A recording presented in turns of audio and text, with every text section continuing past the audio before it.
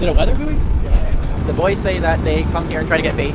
We're trying to catch all sorts of stuff today. Makos, possibly bluefins, possibly yellowfins, and on the way back home, some sea bass. We catch a mako, I'm gonna freak out. I would love to see one of those things. Which we get them back home, but it's kind of bycatch when you're sword fishing, so I guess they're trying to jig up some bait right now. That'd be even better. Oh my god. That is a sick attack bait.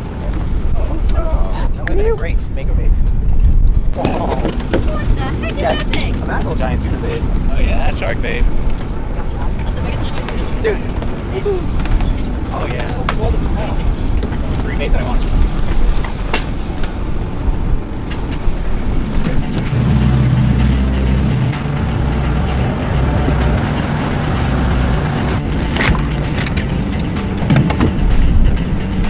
You know what's in the jump?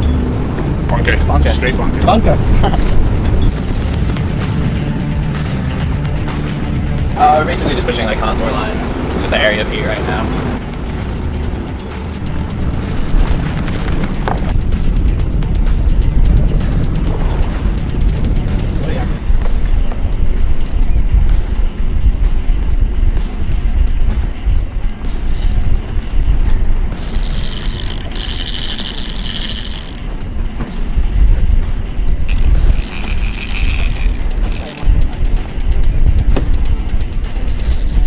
So we got 3 baits out. First bait on the balloon, we got a live mackerel.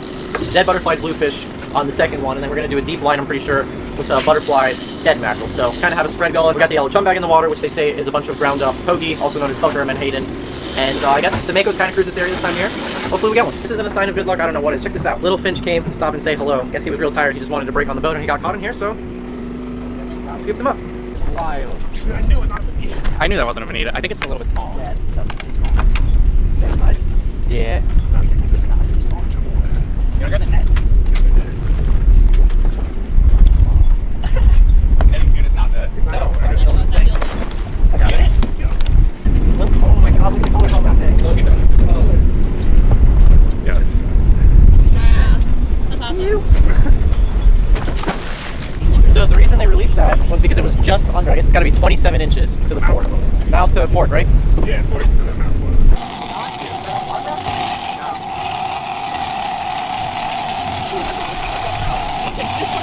Rod just doubled over. As we were untangling it, Wow, you see yeah. me untie the knot as it took the bait. It wasn't like a brown shark. We'll get another one. First bite we've had all day, like 2.5 hours of drifting, and did you guys see it at all? Yeah, any lines, No. yeah. That's like a small. It's probably a really small shark. His buddy on the radio, like 5 miles away, he got a 36-inch mako. And a 150-pound mako, so they're in the area. What do you want to do? I got it. I got him.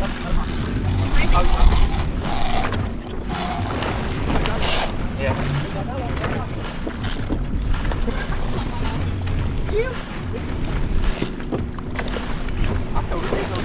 Yeah, buddy. He's gonna take off though. It's gonna definitely That's a take nice off. fish. They put it right next to the boat. Dude, that's so sick. So green, we can't do anything. There we go. What do you got? Yeah, buddy. All right. Took him a little while to figure out the hook. I think it's so. What do you got? Thank you.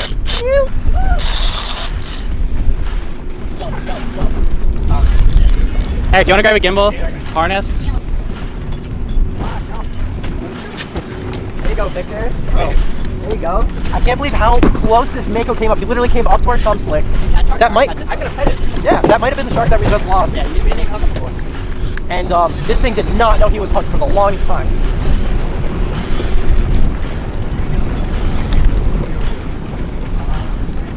Alright, can you take that pop put it to the side of the boat? He's not that big, but these things are strong. Look at this, I'm pinned to the rail. Mean head shakes. He's a giant right now. Does he? It is small. He's going down with the mako. Shaking his head, yep.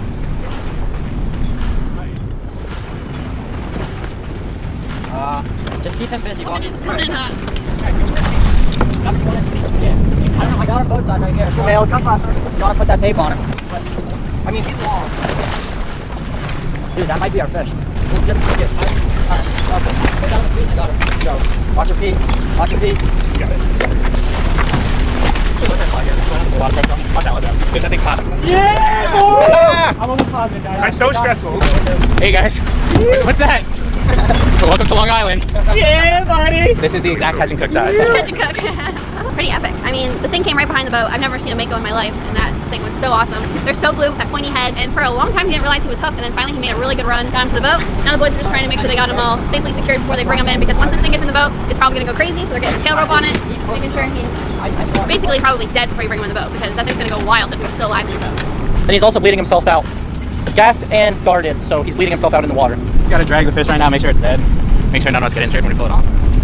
These things, they're still alive after dragging them for 2 hours. It's crazy. Snow crash. It's all their nerves inside. So I tell you what, the Long Island boys, they can throw down. They can throw down. Like, oh, there's a tiny mako here. I look over from the cooler. I'm like, that doesn't look small to me, guys. Like, I don't know what you're talking about. Oh, I feel like a little kid who just got his first bite on Christmas. It's honestly what it feels like. Just seeing it, even if we didn't catch it, just seeing it would have been epic. I've never seen a mako before. So now we're gonna just drag him behind the boat.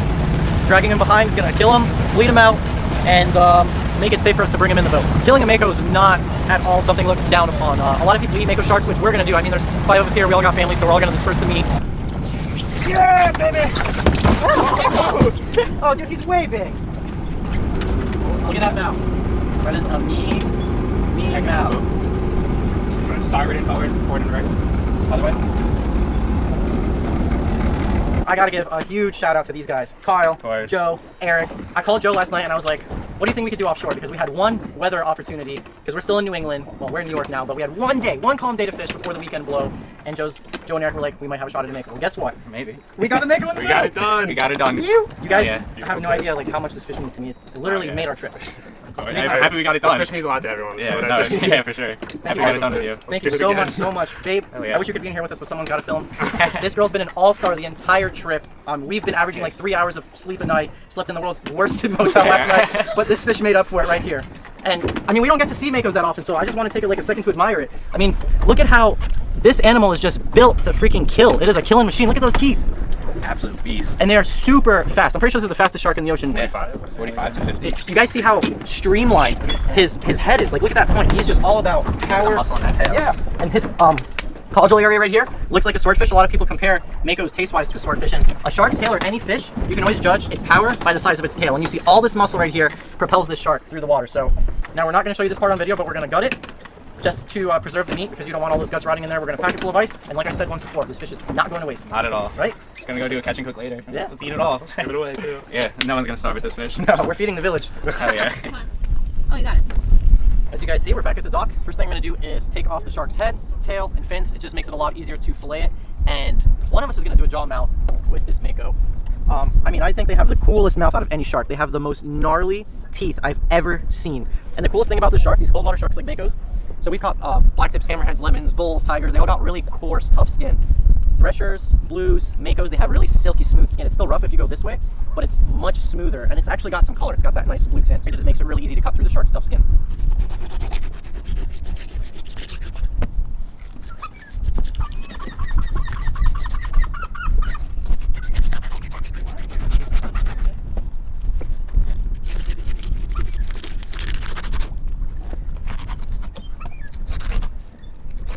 So it doesn't matter how sharp your knife is, you really want at some point in the process to have something serrated. It's just going to make the fillet process a lot easier, because they do have such tough skin, and it's just a really big animal.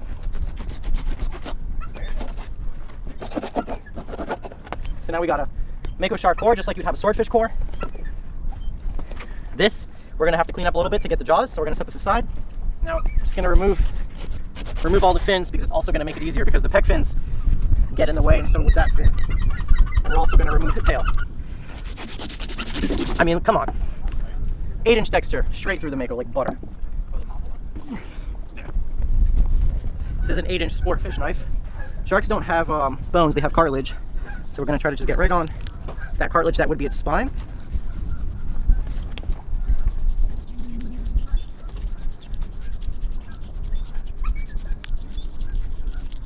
Yeah, the skin is super sharp.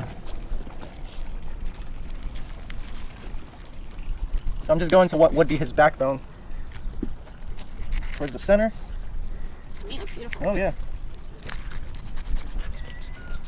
Kind of do it in sections like this. Just like you would do a swordfish.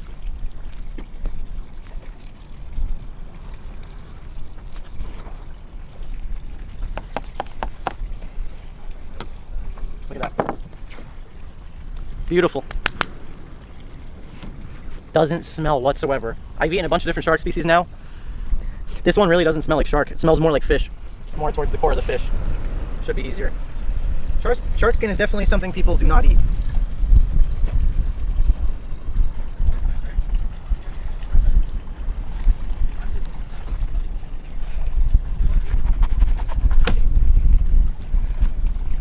That's thick, thick skin you do not want in your fillet. So this is the shark's clasper.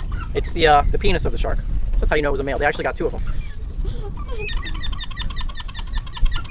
This is basically what we're doing. We're just taking off nice big chunks.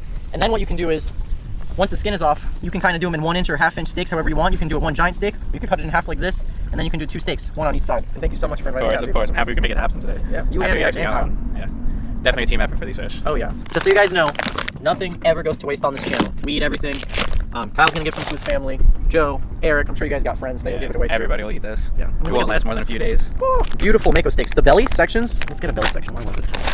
Some of these belly sections were like the toro of a tuna, like the real fatty belly section. I'm very curious to see how these taste, so we're gonna whip it up at Joe's house later on. Catch you guys there. All right, so we're gonna do, for the mako, we're gonna do a little homemade teriyaki sauce. We're gonna start with some freshly minced ginger, freshly minced garlic for our teriyaki, pineapple juice, which we're also gonna be using in our little stir fry. We're gonna use pineapple chunks, soy, some brown sugar, honey. This is gonna be relatively thick, and I'm actually gonna, you could just use this on its own, but I want to thicken it up and turn it into kind of like a glaze, so we're going to put it over some heat to thicken it up. And also a little quick way to cheat is to just take some cornstarch. We're just going to take about a tablespoon of cornstarch, do a little slurry with cold water. We're going to do just a little bit of rice vinegar to kind of balance out those flavors. Wow, smells good. Yeah, so basically with this, with the homemade teriyaki, the thicker you want it to be, not as loose, you let it just go on low heat, and the water content is going to start to evaporate, and you're just going to caramelize all those sugars, and it's just going to thicken up and thicken up and thicken up. So we'll let it go for like 10-15 minutes and kind of see where it's at. We're going to do a little stir-fry vegetable, kind of like a kung pao sauce. Still got some pineapple juice, sriracha. Normally kung pao is made with, I don't know which chili it is, but we don't have those. So for the heat, we're going to do some sriracha, sesame oil, soy, and rice vinegar. The balancing act of acid, salt, sweet, and heat. So I don't want our vegetables to be drowning in sauce. I kind of just want to kick it up a notch with the veggies. We got our beautiful piece of mako. I keep wanting to call it swordfish because that's what everybody tells me it resembles. Beautiful piece of fish. Super just like, feels fatty, which is what you want in fish, you know, because fish is really lean. So I went ahead and I trimmed away any possible bloodline or any of the like filamenty material. There's the waste in there. So we're going to grill them into like 1-inch steaks.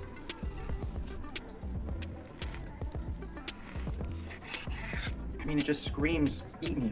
It wouldn't be a Vic Catch and Cook if he didn't bring his garlic powder shaker all the way from Florida to Long Island. Just some freshly cracked black pepper and garlic powder, because the teriyaki and then just the sear and the char marks on the grill is gonna speak a lot to the fish, so we don't want to overdo it. This is the teriyaki. You guys see it got nice and syrupy. I put in a little ice bath right here, put in a stainless steel bowl, and cooled it down, and it got nice and thick. So now we're just gonna spoon it onto our mako fillets.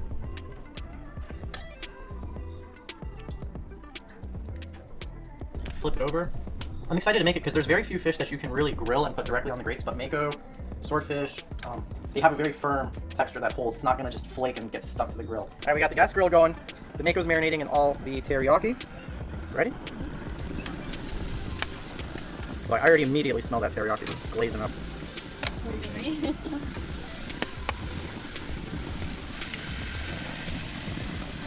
Before I flip, I'm just gonna put a little bit more on each side. And I'll tell you what, this fish, it is not tough. Like, it's nice and firm, but looks like it's going to be super flaky, good amount of fat content. So let's go ahead and flip these bad boys. Oh yeah, baby. That's why I wanted to do it on the gas grill, because you get all that caramelization right there. Oh yeah.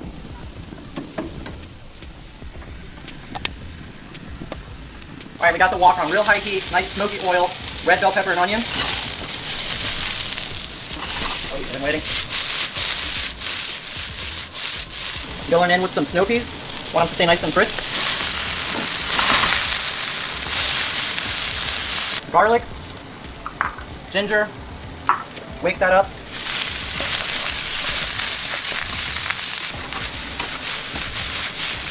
In with a little kung pao sauce. Some chunk pineapple.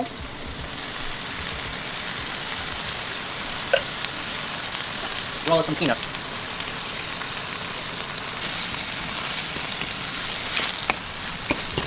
You guys, I cooked so many fish now you guys have seen on this channel. This is gonna be amazing. I can tell you right now, just by the springiness, like I told you, just the way the fish comes off the grill, doesn't stick, is gonna be lights out.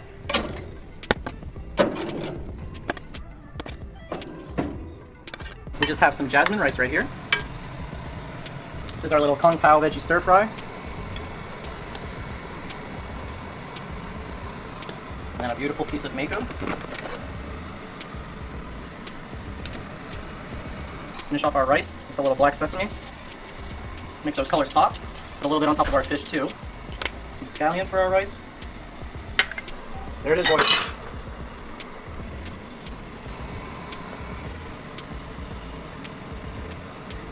Some yummy. Thank you. You appreciate that. Thank you guys so much for having us. Of course, guys. Thank you for coming. Mako time. It's Mako time. All right, I'm on my second round of Mako. I cleared my plate, but look at this. Quick.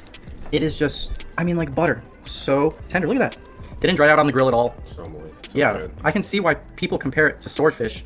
It's got that like real fatty nature about it. It's not super lean to the point where it dries out real quick, because there's a lot of fish on a gas grill that you can dry out incredibly easily.